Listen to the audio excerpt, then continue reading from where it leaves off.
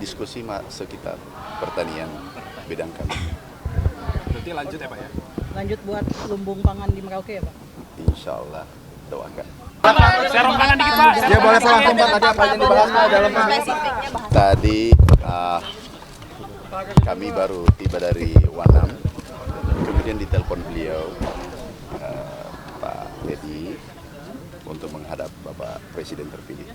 Ada nggak sih soal-soal yang disoroti oleh Pak Prabowo selama perbincangan Bapak? Diskusi sekitar pertanian bidang kami. Berarti lanjut ya Pak ya? Lanjut buat lumbung pangan di Merauke ya Pak? Insya Allah doakan. Tadi ditelepon jam berapa Pak? Jam 18.00. Pak ditawarkan opsi menteri lain nggak Pak? Diskusi masalah pertanian lagi. Berarti lanjut Pak ya. Fokus pada swasembada.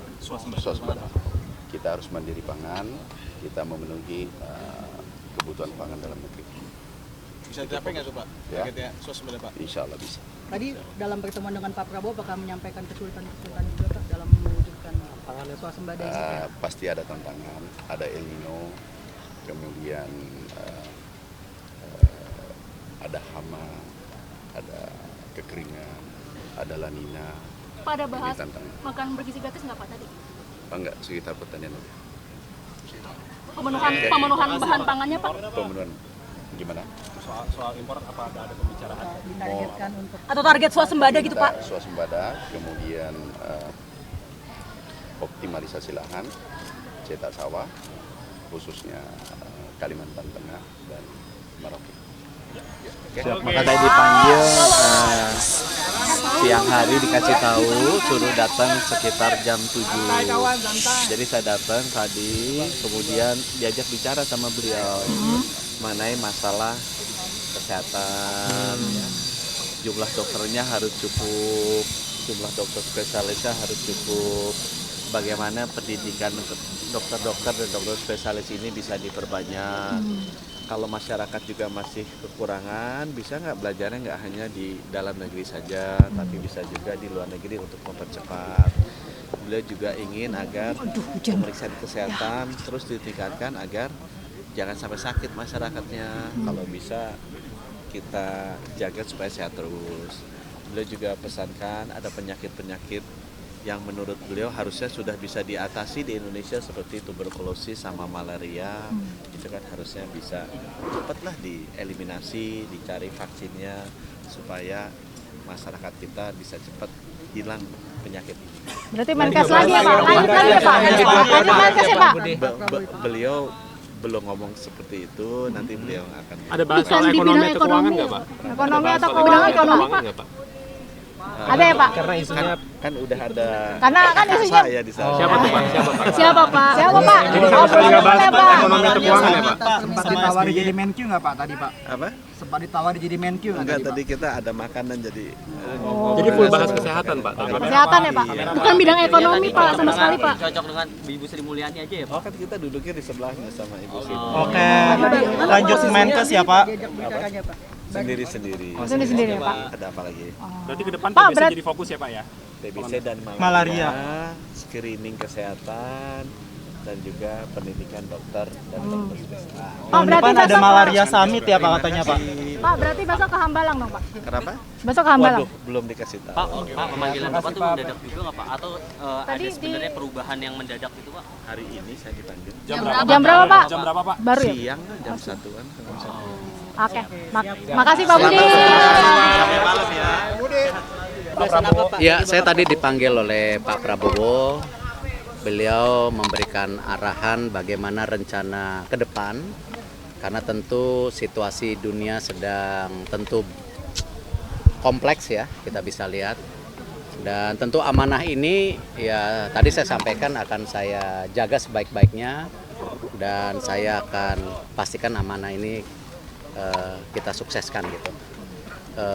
Saya bekerja keras, semua tahu, dan saya loyal. Tetapi ya memang situasi tidak mudah ya, kita harus terus dorong seluruh yang tentu diamanahkan gitu. Pak, berarti posisinya menteri seperti yang sama Oh, atau enggak? saya rasa itu tupoksi beliau sebagai Bapak bidangnya Pak, Presiden. bidangnya Pak. Kembali beliau yang nyampaikan nanti. Kalau saya yang penting fokus yang ada. Bilang situasi dunia ini Menlu, Pak. Amanatnya apa? Saya tidak bisa sampaikan sebelum beliau sampaikan. Besok ada pembekalan ya Pak di Pak, besok ada pembekalan calon menteri ya Pak di Hambalang Pak? Saya belum dapat informasi. Yang pasti besok nonton bola dulu. Pembahasannya apa aja Pak? Pertama tadi saya baru dipanggil setengah jam yang lalu. Ada telepon dari Pak Teddy. Nah, kedua tentu pembahasan dengan beliau ada beberapa hal yang menjadi penekanan beliau, tetapi penugasannya tentu sesuai dengan bidang yang selama ini saya geluti.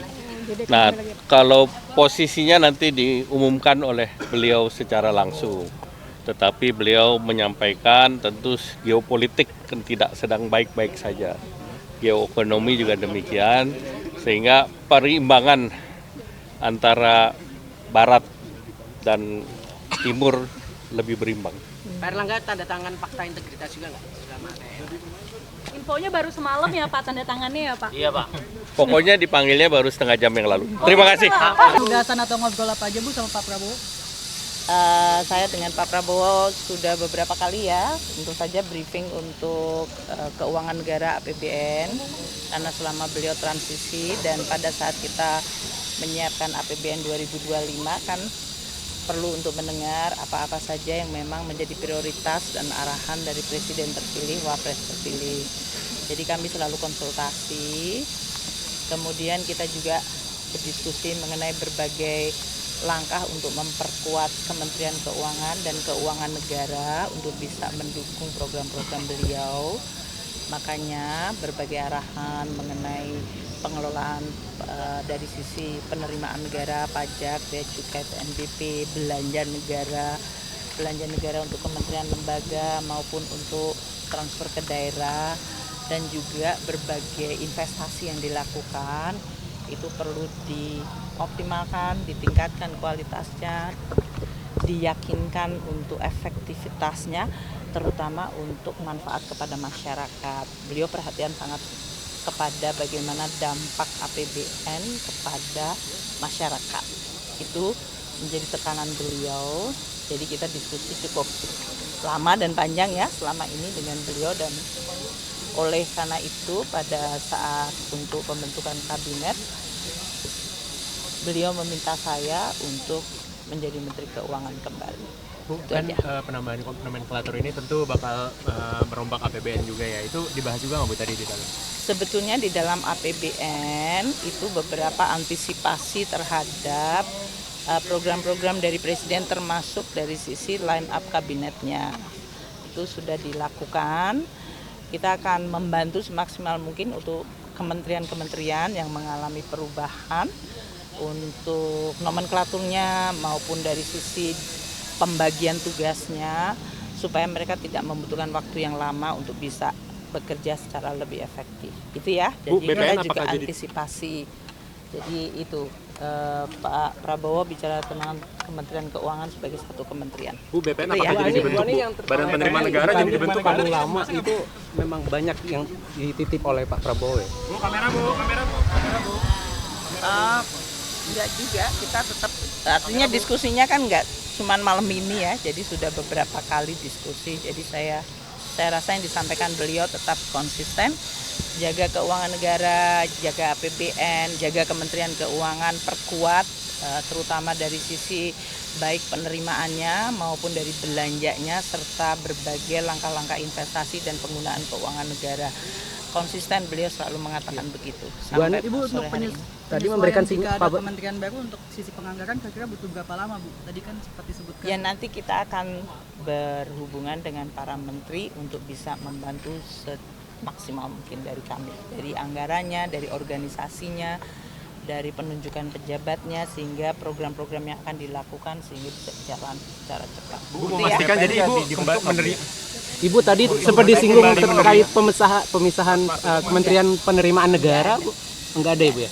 Berarti Kemenkeu masih satu ya Bu ya? Iya, masih satu. Terima kasih ya.